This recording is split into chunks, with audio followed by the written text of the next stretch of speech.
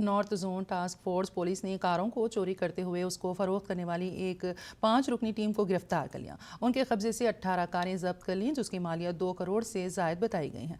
Task force के DCP Sunil Dutt ने कहा है कि चोरी की कारें फरोख्त करने वाले इन अफराद के खिलाफ एक केस दर्ज करते हुए रिमांड में दे दिया गया है। टास्क फोर्स के डीसीपी सुनील दत्त ने कहा है कि इस टोली में शामिल दीगर अफराद मफरूर हैं। इस मामले की मजीद तहकीकात जारी हैं।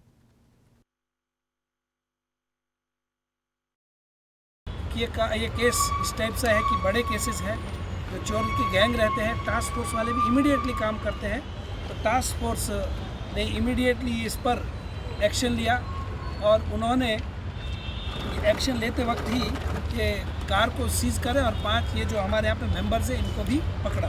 बाकी लोगों को पकड़ लिया है। उनके पास से 18 कार 2 करोड़ 45 लाख रुपए का उसका कीमत है वो रिकवर किया है।